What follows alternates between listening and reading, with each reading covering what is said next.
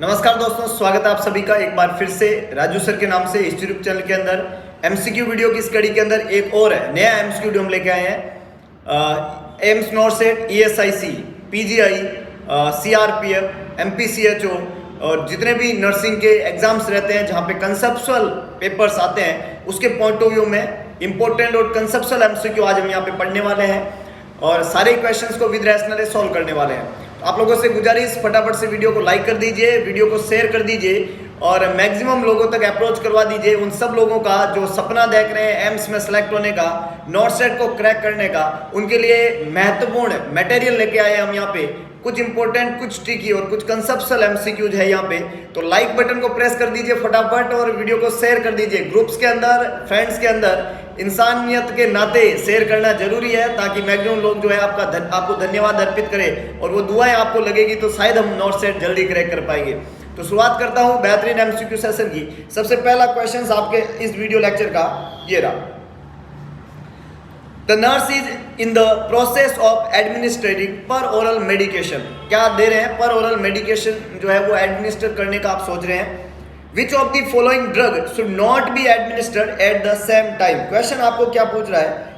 नीचे जो ऑप्शन दिए हुए हैं इनमें कौन सी दवाई जो है वो एक साथ should not be administer same time दवाई एडमिनिस्टर नहीं करते हैं। आप दवाई एडमिनिस्टर कर रहे हैं, पर ओरल मेडिकेशन देने का सोच रहे हैं, तो कौन सी दवाई साथ में एडमिनिस्टर नहीं करेंगे? ऑप्शन है लियोफ्लॉक्सासिन और माइलेंटा, सेकंड ऑप्शन है frusemide and simethicone, third option है साइक्लोबेंजाप्रिन एंड कार्बिडोपा और लास्ट ऑप्शन है सुक्राल्फेट एंड डोक्यूसेट कैल्शियम। चार ऑप्शन यहाँ पे लिखे हुए हैं, कौन सी दवाई आप साथ में नहीं दे सकते। अब देखिएगा कंसेप्ट क्या लगेगा यहाँ पे। आपको सोचना क्या, अगर ऐसा क्वेश्चन आ जाए तो आपको सबसे पहले सोचना कि इस क्वेश्चन ने बात की है कि दवाई जो है उसको कैसे दिया जाएगा, ओरली। जब भी आप किसी मरीज को ओरल ड्रग एडमिनिस्टर करते हैं तो दो दवाई का साथ का जब क्वेश्चन दिया जाता है कि ये दवाई और ये दवाई अगर साथ में दे रहे हैं तो आप क्या सोचेंगे या क्या करेंगे। तो ओरल मेडिकेशन में कोई भी दो दवाई, ऐसी कोई दो दवाई जो आपस में इंटरेक्ट करती है और जो एक दूसरे का एब्जॉर्प्शन कम करवाती है या प्रॉब्लम करती है एक दूसरे के साथ में, उन दवाइयों को हम साथ में नहीं दे सकते। इसको बोलते हैं ड्रग इंटरेक्शन। क्या बोलते हैं इसको? Drug interaction. तो अगर कोई दवाई जो है आपस में ड्रग इंटरेक्शन करती है, एक दूसरे के साथ में कोई प्रॉब्लम करती है, तो उन दवाइयों को हम साथ में नहीं दे सकते। तो चार ऑप्शन यहाँ पे लिखे हुए हैं, आपको ये बताना है कि इनमें से कौन सी दो दवाई साथ में देने पे आपस में वो ड्रग इंटरेक्शन करेगी। जवाब लिखिएगा, वेटिंग फॉर योर कमेंट। क्या बात है, बिल्कुल सही। कई लोगों ने जवाब देने की कोशिश की है लेकिन खोटे जवाब दिए गए हैं कई लोगों के द्वारा। तो करेक्ट आंसर यहाँ पे रहेगा साहब levofloxacin and Mylanta. A is the correct one. Levofloxacin जो है fluoroquinolones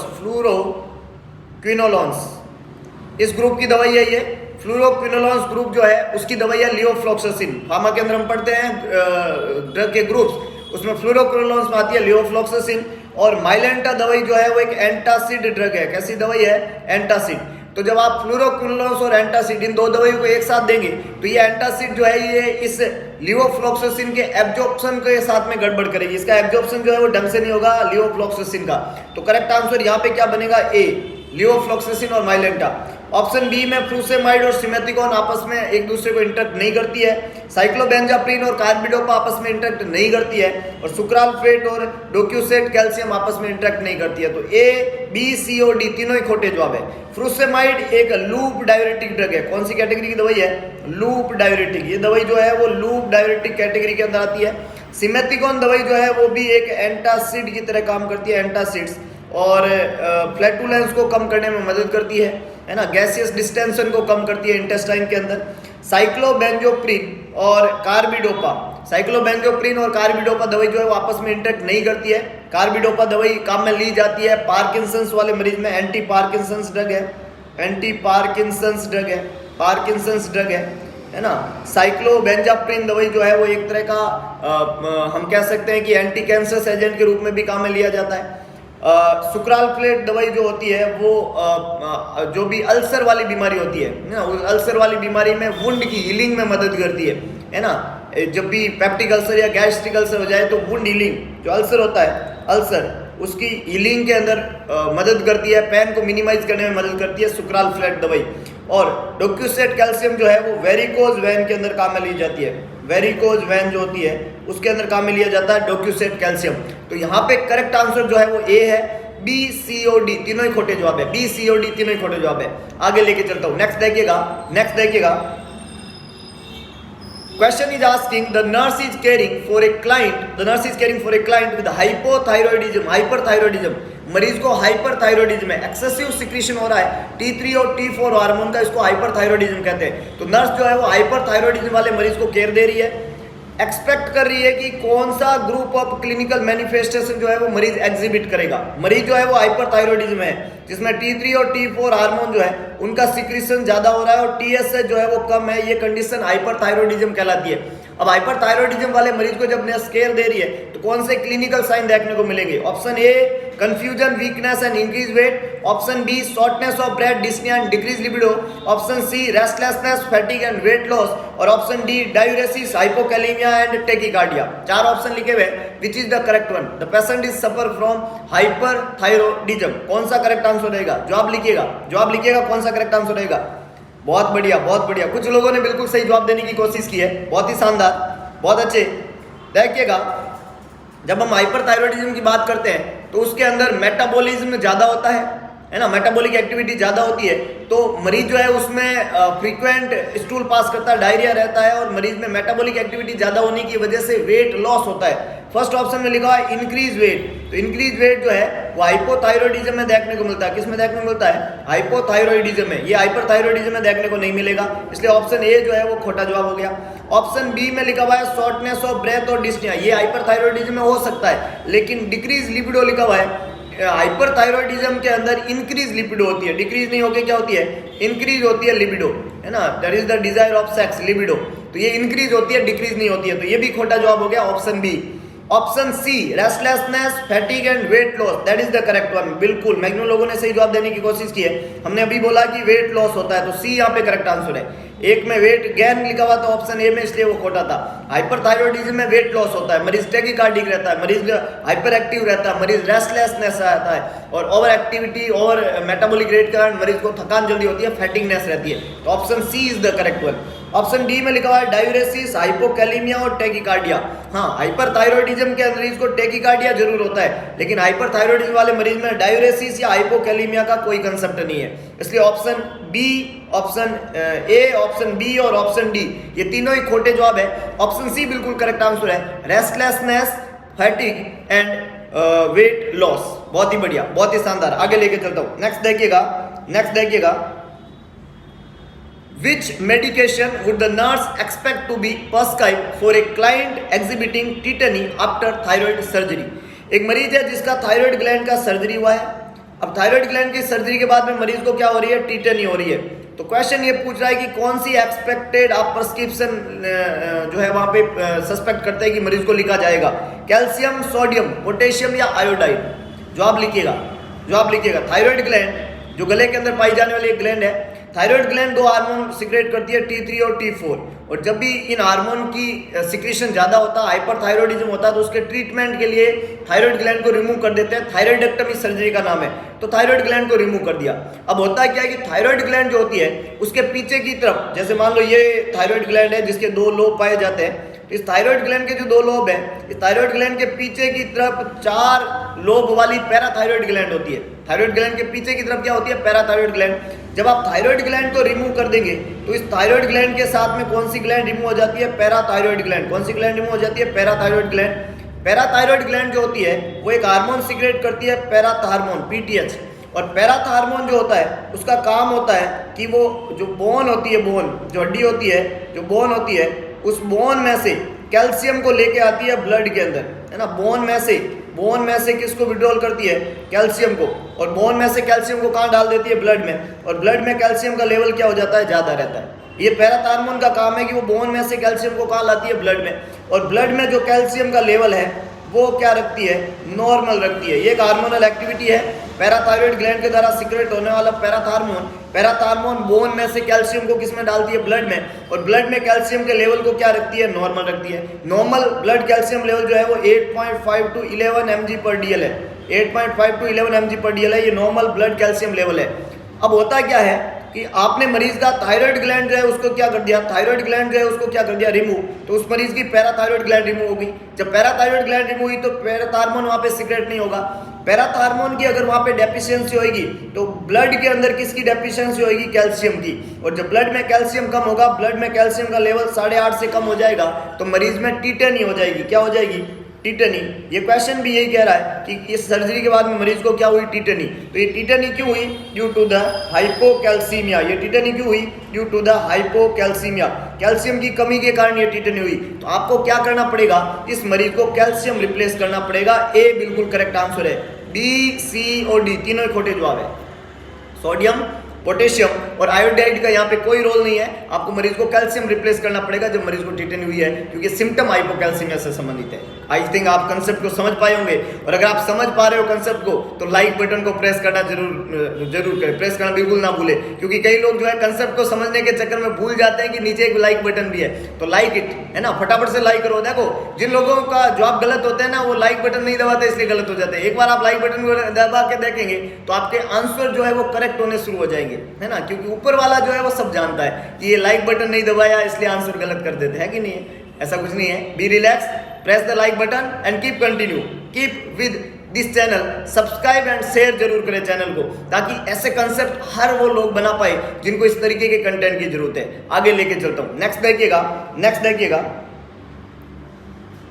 The nurse should assess a client who has a peptic ulcer। एक नर्स है, क्लाइंट को असेस करी है और उसको कौन सी बीमारी है, पेप्टिक अल्सर वाली बीमारी है, peptic ulcer. For sign of bleeding, आप असेस किसके लिए कर रहे हैं, ब्लीडिंग के लिए कर रहे हैं। मरीज को पेप्टिक अल्सर है। पेप्टिक अल्सर जो है वो कहाँ पे होता है, बेसिकली मैं बात करूँ पेप्टिक अल्सर की, तो पेप्टिक अल्सर ड्यूडिनल अल्सर और गैस्ट्रिक अल्सर दो तरीके का होता है ना। अगर अल्सर स्टोमक में हो उसको तो हम क्या नाम देते हैं, गैस्ट्रिक अल्सर। और अगर अल्सर जो है वो अगर ड्यूडिनम वाले एरिया में हो, इसको हम क्या बोलते हैं, ड्यूडिनल अल्सर। क्या बोलते हैं, ड्यूडिनल अल्सर। और ये दोनों को मिक्स रूप में हम क्या बोलते हैं, peptic ulcer. One is gastric and one is duodenal, दोनों को साथ में क्या बोलते हैं, पेप्टिक अल्सर। तो जो पेशेंट है उसको क्या हो चुका है, पेप्टिक अल्सर, और उसमें आप क्या असेस कर रहे हैं, sign of bleeding. Sign of bleeding मतलब या तो यहाँ से ब्लीडिंग या यहाँ से ब्लीडिंग, और वो अगर ब्लीडिंग होती है अल्सर वाली साइड से तो क्या सिम्टम जो है वो बेस्ट इंडिकेट करेगा इस कॉम्प्लिकेशन को, कौन सा सिम्टम बताएगा कि यहाँ पे ब्लीडिंग हो रही है। ऑप्शन है मेलेना, ऑप्शन है हिमेचूरिया, ऑप्शन है हिमोप्टेसिस, ऑप्शन है इकाइमोसिस। चार ऑप्शन यहाँ पे लिखे हुए हैं। कौन सा साइन बेस्ट इंडिकेट करता है कि मरीज में ब्लीडिंग हो रही है, पेप्टिक अल्सर या गैस्ट्रिक अल्सर वाले मरीज में ब्लीडिंग हो रही है, ड्यूडिनल अल्सर वाले मरीज में ब्लीडिंग हो रही है। बहुत बढ़िया, बहुत बढ़िया, मैक्सिमम लोगों ने बिल्कुल सही जवाब दिया है। And the correct answer is melaena. Yes, correct answer is melaena. A is the correct one. Melaena का मतलब होता है ब्लड इन स्टूल। मेलेना का मतलब होता है blood in stool. Faecal matter, stool के अंदर ब्लड की प्रेजेंस होना क्या कहलाता है, मेलेना। अब स्टूल में ब्लड कहाँ से प्रेजेंट होगा, तो मान लो गैस्ट्रिक या ड्यूडिनल एरिया से अगर मरीज को ब्लीडिंग हो रही है तो ये ब्लड जो है वो जाके आगे जाके ये ब्लड जो है वो आगे जाके किसके अंदर मिक्स होगा, फिकल मैटर के अंदर। और फिकल मैटर के अंदर, स्टूल के अंदर ब्लड का प्रेजेंस होना, और वो भी कैसा ब्लड, पुराना ब्लड, क्योंकि ये ब्लीडिंग कहाँ से हो रही है, स्टोमक से या ड्यूडिनम से। तो स्टूल के अंदर ब्लड का होना, प्रेजेंट होना क्या कहलाएगा, मेलेना। तो ए यहाँ पे करेक्ट आंसर है, blood in stool is known as melaena. Haematuria का मतलब होता है blood in urine. Blood in urine, urine के अंदर ब्लड का प्रेजेंस होना क्या कहलाएगा, हिमेचूरिया। हिमोप्टेसिस का मतलब होता है ब्लड इन स्पूटम।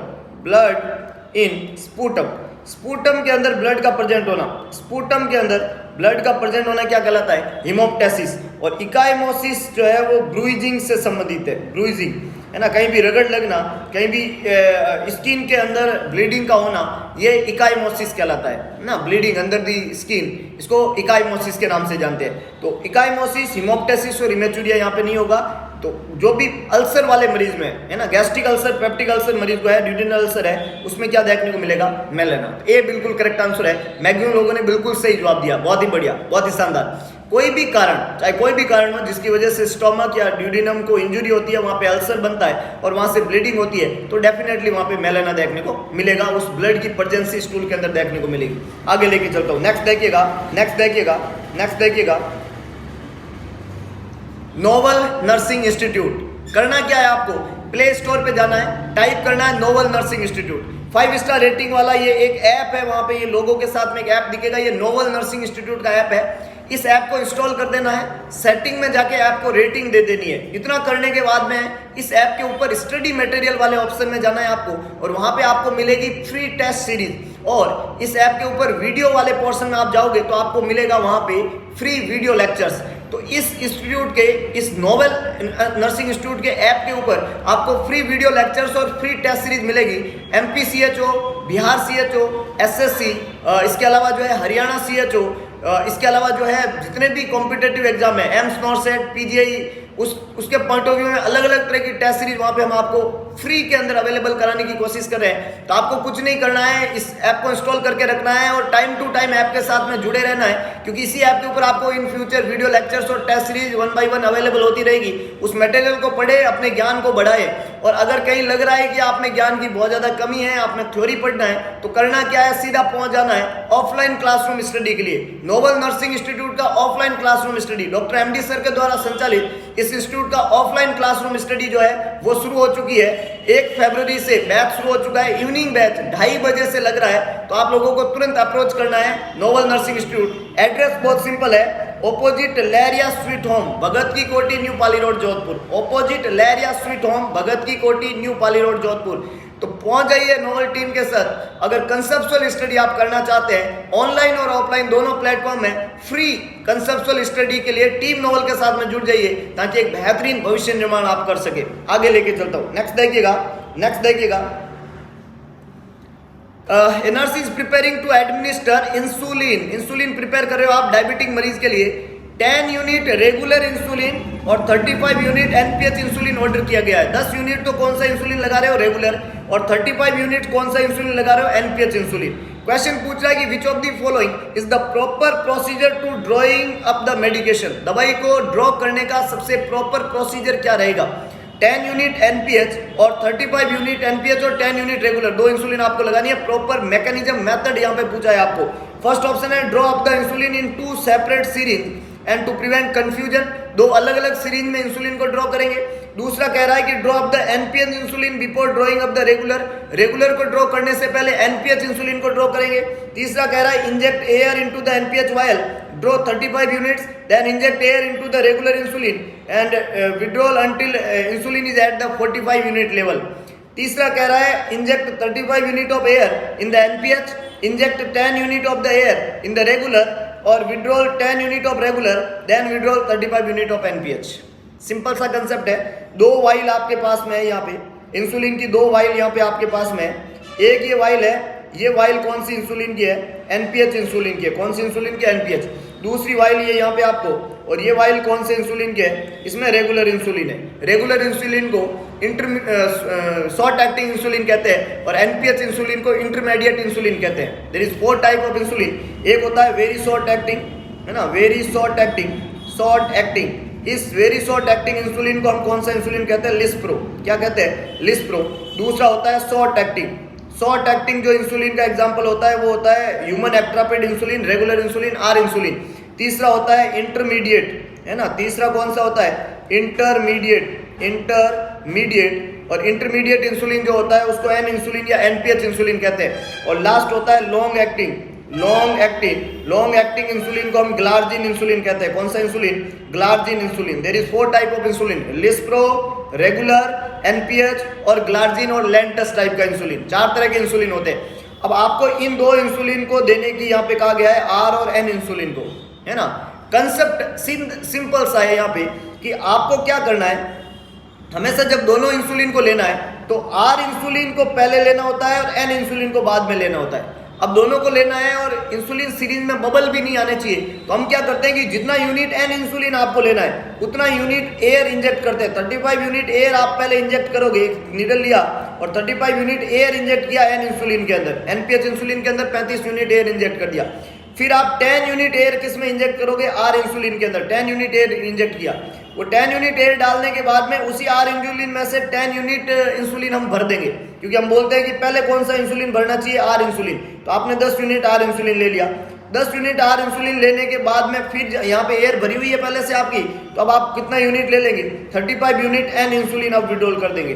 तो पहले आपने कौन सी इंसुलिन विड्रॉल की, R वाली, फिर कौन सी इंसुलिन विड्रॉल की, N वाली। पहले कौन सी की, R वाली, फिर कौन सी की, N वाली। लेकिन पहले एयर किस में डाली, N में, फिर एयर किस में डाली, R में। तो एयर इंजेक्ट पहले N इंसुलिन में करते हैं और विड्रॉल पहले R इंसुलिन को किया जाता है। फर्स्ट R देन N, इसका कारण होता है कि जो आर इंसुलिन होती है वो तो क्या होती है, क्लियर, और जो एन इंसुलिन होती है वो क्या होती है, क्लाउडी। और आप क्लियर चीज को पहले विड्रॉल कर दोगे और फिर क्लाउडी चीज को करोगे तो प्रॉब्लम नहीं होगी। लेकिन अगर आपने क्लाउडी इंसुलिन पहले ले ली और फिर क्लियर को करोगे, और एक बूंद भी अगर क्लाउडी इंसुलिन की क्लियर में चलेगी तो ये क्लियर वाली इंसुलिन भी क्या हो जाएगी, क्लाउडी हो जाएगी और खराब हो जाएगी। समझ रहे हो बात को, है ना। तो बहुत इंपॉर्टेंट बात रहती है कि एक मछली पूरे तालाब को गंदा कर देती है, आपने सुना होगा कि एक बूंद इंसुलिन पूरी आर इंसुलिन को खराब कर देगी। यस और नो। अच्छा आदमी कहीं भी चला जाए वो अच्छा रहेगा, लेकिन एक बुरा आदमी अच्छे लोगों की संगत में पड़ जाएगा तो सबको बुरा कर देगा। ये बहुत इंपॉर्टेंट कंसेप्ट है। तो यहाँ पे करेक्ट आंसर क्या रहेगा, फर्स्ट आर देन एंड, तो answer D is the correct one. Answer A, answer B और आंसर सी में जो तरीके बताए गए हैं ये तरीके नहीं है आर और एन इंसुलिन को भरने के, विड्रॉल करने के। तो आंसर डी जो है वो बिल्कुल करेक्ट आंसर है। आगे लेके चलता हूं, नेक्स्ट देखिएगा। What does the nurse recognize as the primary reason that food and fluid are withheld from client with pancreatitis? एक मरीज है जिसको पैनक्रियाटाइटिस हुआ है। Pancreatitis the inflammation of pancreas. Pancreas जो है एक तरह की एंडोक्राइन एक्सोक्राइन दोनों तरह की ग्लैंड है जो कि हार्मोन भी सिक्रेट करती है और जो कि डाइजेस्टिव जूसेज भी सिक्रेट करती है। तो एंडोक्राइन और एक्सोक्राइन, एंडोक्राइन फंक्शन भी होता है पैनक्रियाज का और एक्सोक्राइन फंक्शन भी होता है पैनक्रियाज का। डक्टलेस और डक्ट वाले दोनों काम करती है पैनक्रियाज। एंडोक्राइन सिस्टम वो होते हैं जो डक्टलेस होते हैं, सिर्फ हार्मोन बनाते हैं सीधा, तो वो भी काम है। और एक्सोक्राइन वो होती है जो ग्लैंड जूसेज बनाती है, सिक्रीशंस बनाती है, तो ये सिक्रीशन भी बनाती है, पैनक्रेटिक जूसेज भी बनाती है। उस ग्लैंड का इन्फ्लामेशन हो गया जिसका कारण अल्कोहल हो सकता है और भी बहुत सारे कारण होते हैं। उस मरीज को पैनक्रेटाइटिस हुआ, अल्कोहल रीजन हो सकता है, गोल ब्लैडर का स्टोन जो है उसकी वजह से पैनक्रेटाइटिस बहुत कॉमन होती है। तो इस मरीज को पैनक्रेटाइटिस हुआ, उस मरीज में एमाइलेज और लाइपेज का लेवल चेक करते हैं। एमाइलेज और लाइपेज ये डायग्नोस्टिक टेस्ट होते हैं पैनक्रेटाइटिस के, एमाइलेज और लाइपेज। तो इसका लेवल जो है वो एलिवेटेड हो जाता है, बढ़ जाता है पैनक्रेटाइटिस में। सीवियर पेन होता है मरीज को पैनक्रेटाइटिस वाली कंडीशन में लेफ्ट अपर गैस्ट्रिक रीजन के अंदर। तो अगर ऐसा मरीज को अगर हो रहा है, पैनक्रेटाइटिस की प्रॉब्लम हो रही है, तो उस मरीज में पैनक्रिया जो होती है उसको साइलेंट रखना होता है, उसको स्टिमुलेट नहीं करना होता, उसको सुला देना होता है, तब मरीज का दर्द जो है उसमें आराम आएगा। तो पैनक्रेटाइटिस वाले मरीज में पेन के रिलीफ के लिए पेशेंट के पैनक्रियाटिक मूवमेंट को, जूसेज के मूवमेंट को रोकना होगा। और मूवमेंट कब रुकेंगे, जब आप एनपीओ कर देंगे, मरीज को मुंह से कुछ भी नहीं देंगे। पहला ऑप्शन, तो यहाँ पे ये पूछा जा रहा है कि आप पहला क्या प्राइमरी रीजन है कि आप फूड और फ्लूइड जो है वो विदहोल्ड कर रहे हो, मरीज को एनपीओ कर रहे हो। तो हमने एनपीओ इसलिए किया ताकि पैनक्रियाज का मूवमेंट नहीं हो, और पैनक्रियाज मूव नहीं करेगी तो मरीज को पेन नहीं होगा, और पेन नहीं होगा तो मरीज सुकून फील करेगा। तो पहला ऑप्शन कह रहा है कि आप डिक्रीज करना चाहते हैं ब्लड फ्लो, तो ये तो खोटा जवाब है। फ्लूइड और फूड विदहोल्ड करने का रीजन ब्लड फ्लो को डिक्रीज करना नहीं था। दूसरा ऑप्शन कह रहा है decrease stimulation of pancreas, that is the correct one. हमने बोला कि पैनक्रियाज में छेड़खानी नहीं करनी है, पैनक्रियाज को कम स्टिमुलेट करना है। और मैक्सिमम लोगों ने आंसर बी दिया है जो कि बिल्कुल करेक्ट है, बहुत ही बढ़िया, बहुत ही शानदार। जिन लोगों ने बी नहीं दिया है वो लोग फटाफट से 10 बार बी लिखेंगे, कमेंट बॉक्स के अंदर लिखिएगा, 10 बार बी लिखिएगा, बहुत ही बढ़िया, क्या बात। कमेंट बॉक्स को राफेल बना दिया आप लोगों ने, बहुत अच्छे 10 बार बी लिखा है आपने, बहुत बढ़िया। B is the correct one. Like button को प्रेस करें, नहीं तो मैंने बोला तब तक सही नहीं होंगे। राइट आंसर तब होते हैं जब लाइक बटन को प्रेस करते हैं, है ना। लाइक बटन को प्रेस करो, शेयर करो कंटेंट को अपने ग्रुप्स के अंदर, अपने फ्रेंड्स को शेयर जरूर करें। और इसके अलावा टेलीग्राम लिंक यहाँ पे साथ में दिया जा रहा है, टेलीग्राम लिंक को फॉलो करें। ये राजू सर के नाम से टेलीग्राम लिंक है, जिसको फॉलो करें आप, वहां पे भी आपको एमसीक्यू प्रैक्टिस को मिलते हैं और इंपॉर्टेंट इंफॉर्मेशन मिलती है। तो टेलीग्राम को जरूर ज्वाइन करिए आप, टेलीग्राम लिंक यहाँ पे शेयर किया जा रहा है, उसको साथ में ज्वाइन करते रहिएगा। इस टेलीग्राम लिंक के ऊपर आपको एमसीक्यू प्रैक्टिस करने का और मौका मिलेगा, इंपॉर्टेंट एमसीक्यू मिलते रहेंगे ताकि आप भविष्य निर्माण कर सकते। सपना एक हर वो आदमी जिसने सपना देखा है एम्स का, उस तक पहुंचाने की जिम्मेदारी इस चैनल ने उठाई है। आपका विश्वास बनाए रखिएगा, हम हमारी तरफ से पूरा कंटेंट देने की कोशिश करेंगे। और जब आपने अपनी ताली सामने की, हमने हमारी ताली सामने की, और जब ताली से ताली बजती है तो धमाका होता है। और ये धमाके में क्या निकलता है, सिलेक्शन निकलता है। ये धमाके में सिलेक्शन निकलता है। आगे लेके चलता हूं। अगला ऑप्शन कह रहा है increase secretion of pancreatic enzyme. और पैनक्रेटिक एंजाइम के सिक्रीशन जो है उनको इंक्रीज करना हमारा मकसद नहीं है, हमें क्या करना है, उसको डिक्रीज करना है। तो एनपीओ इसलिए रखते हैं ताकि डिक्रीज हो, इंक्रीज नहीं हो। तो उल्टा बोल रहा है। और increase insulin production by the pancreas, NPO रखने से इंसुलिन का प्रोडक्शन ज्यादा नहीं होता है। तो ऑप्शन ए, ऑप्शन सी और ऑप्शन डी तीनों ही खोटे जवाब है। ऑप्शन बी बिल्कुल करेक्ट आंसर है कि हम पैनक्रियाज को स्टिमुलेट करना नहीं चाहते, इसलिए हमने क्या किया, वहां पे एनपीओ कर दिया पेशेंट को। आगे लेके चलता हूं, नेक्स्ट देखिएगा। The nurse is administering digoxin, दवाई का नाम है डिजॉक्सिन, लेनोक्सिन के नाम से होती है, to a client with congestive heart failure, मरीज जो है वो कंजेस्टिव हार्ट फेलियर का है और उसको एक दवाई आप दे रहे हो, डिजॉक्सिन दवाई दे रहे हो। क्या दे रहे हो? डिजॉक्सिन दवाई। क्वेश्चन पूछ रहा है कि क्या एक्सपेक्टेड थेराप्यूटिक इफेक्ट है इस दवाई का। डिजॉक्सिन दवाई का एक्सपेक्टेड थेराप्यूटिक इफेक्ट पूछा है। ये जो डिजॉक्सिन ड्रग है इसका थेराप्यूटिक इफेक्ट, कौन सा इफेक्ट? थेराप्यूटिक इफेक्ट पूछा है। ये आपको बताना है डिजॉक्सिन दवाई का थेराप्यूटिक इफेक्ट क्या होता है। तो डिजॉक्सिन दवाई जो होती है, डिजॉक्सिन दवाई जो होती है ये एक आइनोट्रॉप्स है। क्या है ये? आइनोट्रॉप्स। और ये आइनोट्रॉप जो है ये पॉजिटिव आइनोट्रॉप्स है। कैसा है ये?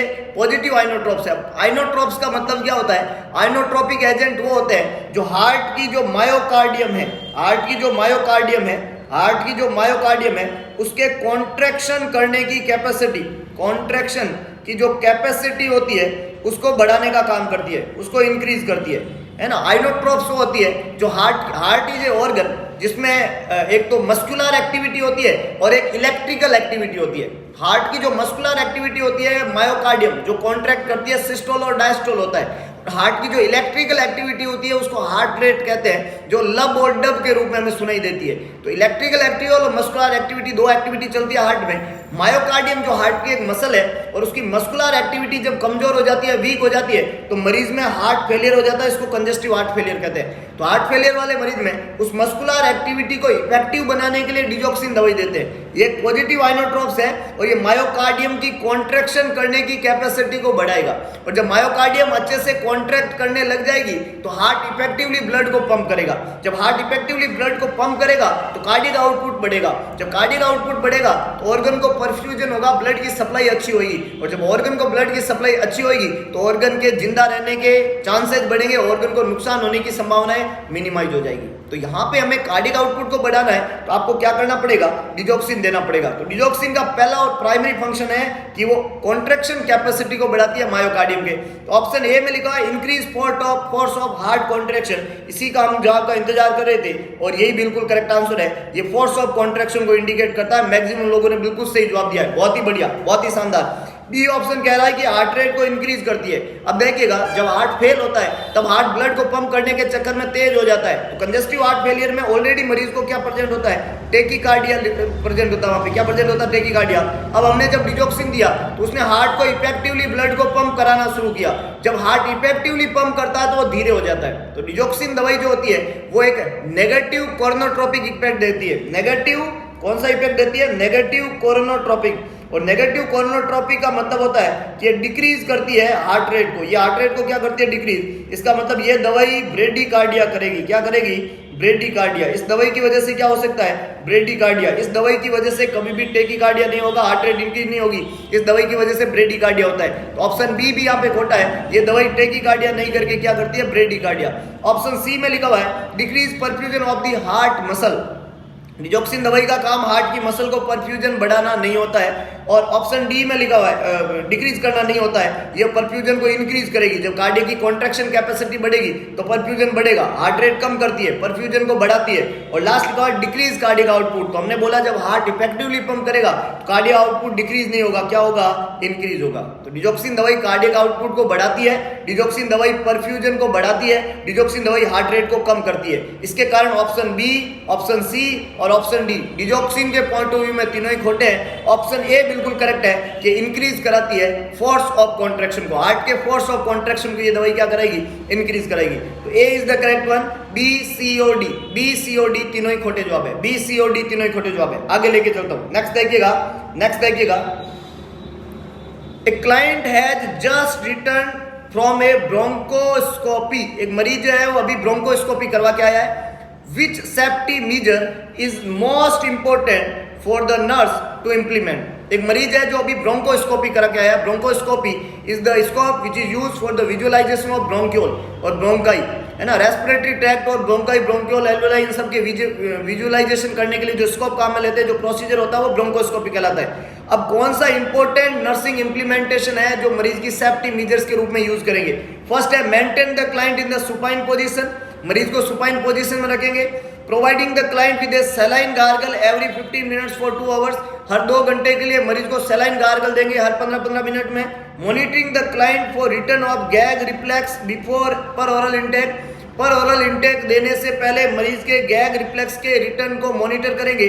और लास्ट है स्प्लिंटिंग एब्डोमन व्हेन कफिंग। जब मरीज कफिंग करेगा तो एब्डोमन को स्प्लिंटिंग करेंगे, एब्डोमन को सहारा प्रदान करेंगे। कौन सा करेक्ट आंसर होएगा?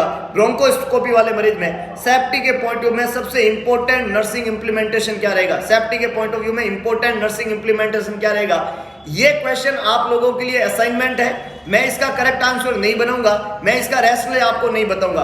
आपको इसका करेक्ट आंसर, इस क्वेश्चन का करेक्ट आंसर और विद रैशनली इस वीडियो के खत्म होने के बाद में कमेंट बॉक्स के अंदर डालना है। और हर आदमी जो इस क्वेश्चन को सुना है जिन्होंने, उसको कमेंट बॉक्स में इसका रैशनल डालना है, करेक्ट रैशनल डालना है। और पूरा आंसर कि करेक्ट आंसर क्या है और उसका रैशनल क्या है, ये पूरा रैशनल इस क्वेश्चन का आपको देना है। ये आप लोगों के लिए असाइनमेंट है, ये आप लोगों की प्रैक्टिस है। फिर मैं उसको वेरीफाई करूंगा और अगले वीडियो लेक्चर में हम इसको विद रैशनल सॉल्व करेंगे। ये क्वेश्चन आप लोगों के लिए आज असाइनमेंट है। और इस असाइनमेंट के परिणाम स्वरूप, मतलब मैंने आपको असाइनमेंट दिया तो आप मुझे गिफ्ट में क्या दोगे? लाइक बटन को प्रेस करोगे। फटाफट से लाइक बटन को प्रेस करें, लाइक करना बिल्कुल नहीं भूले, वीडियो को शेयर करें, चैनल को सब्सक्राइब नहीं किया तो सब्सक्राइब कीजिए, क्योंकि एम्स नोट सेट 2021 वाले नोट सेट से पहले इतने वीडियो लेक्चर्स और कंटेंट हम यहाँ पे लाने वाले हैं कि अगर आपने इन्हीं कंटेंट को पढ़ लिया, आपको नोट सेट करेक्ट करने से कोई नहीं रोक सकता। ये जिम्मेदारी हम उठाने की कोशिश कर रहे हैं और आप लोगों ने विश्वास दिखाया तो डेफिनेटली हम उस मुकाम तक पहुंच जाएंगे। ये एक इंपॉर्टेंट बात है। आगे लेके चलता हूं। नेक्स्ट देखिएगा Noble Nursing Institute. Play store पे जाइए, टाइप करिए नोबल नर्सिंग इंस्टीट्यूट। इस लोगो के साथ में, ये जो लोगो दिख रहा है, इस लोगो के साथ में 5 स्टार रेटिंग का एक ऐप है, वहां पे आपको मिलेगा, जिसको आपको इंस्टॉल कर देना। आप पूछेंगे सर इंस्टॉल क्यों किए, क्यों करें हम इस ऐप को? तो ये जवाब है कि इस ऐप के अंदर आपको मिलेगा free test series and video lectures जो कि अवेलेबल है। सेटिंग में जाके ऐप को रेटिंग दीजिएगा और उसके बाद में स्टडी मटेरियल में जाके उन कंटेंट को देखिएगा, आपको 3 कंटेंट दिख जाएगा। लेकिन इससे पहले आपको रेटिंग देना पड़ेगा ऐप को और कमेंट डालना पड़ेगा, तभी आपका वहां पे स्टडी मटेरियल जो है वो ओपन होगा। स्टडी मटेरियल में आपको क्या करना है, वहां पे आपको टेस्ट सीरीज और वीडियो लेक्चर्स के कॉलम है, वहां पे आपको फ्री वीडियो लेक्चर्स और टेस्ट सीरीज कुछ अवेलेबल है, कुछ इन फ्यूचर आपको मिलते रहेंगे। बस आपको ऐप को इंस्टॉल करके रख लेना है और टाइम टू टाइम विजिट करते रहना है। हर एक चीज आपको वहां पे अवेलेबल होने लग जाएगी। उसके अलावा अगर आप ऑफलाइन क्लासरूम स्टडी चाहते हो तो आप ऑफलाइन टीम लोगल से जुड़ सकते हो। डॉक्टर एमडी सर के द्वारा संचालित इस इंस्टीट्यूट की ऑफलाइन क्लासेज जो है वो लहरिया स्वीट होम के सामने भगत की कोठी न्यू पाली रोड पे लगती है। तो तुरंत अप्रोच करिए, जुड़ जाइए टीम नोबल के साथ में। एम्स नोट सेट को क्रैक करने का सपना आपने देखा है तो टीम नोबल ने उसकी जिम्मेदारी उठा रखी है और बेहतरीन offline classroom study, conceptual study के लिए तुरंत अप्रोच करिए और अपने भविष्य निर्माण के अंदर लग जाइए। तो आज के लिए बस इतना ही। अगर आपको वीडियो पसंद आया तो वीडियो को लाइक करें, वीडियो को शेयर करें, कमेंट जरूर डालें जो क्वेश्चन मैंने आपको दिया है। और इसके अलावा इस चैनल और इस वीडियो को मैक्सिमम लोगों तक शेयर करें। भगवान कृष्ण ने कहा था कि सारथी बने स्वार्थी ना बने, तो दिखा दीजिए सारथीपन और कर दिखाइए ऐसा कि दुनिया करना चाहिए आपके जैसा। अगर आप कुछ अच्छा कर रहे हैं, लोगों का भला कर रहे हैं, तो याद रखिएगा भगवान ने आपको इंसान बना के कोई गलती नहीं की। तो दिखा दीजिए इंसानियत और कुछ ऐसा काम करिए जिस काम को करके रात को नींद बहुत अच्छी आती है, सुकून की नींद आप सो सके। मिलते हैं दोबारा एक नए एमसीक्यू सेशन के साथ में, कुछ इंपॉर्टेंट, कुछ ट्रिकी, कुछ कंसेप्चुअल एमसीक्यू। तब तक के लिए जय हिंद, जय भारत, जय महाकाल।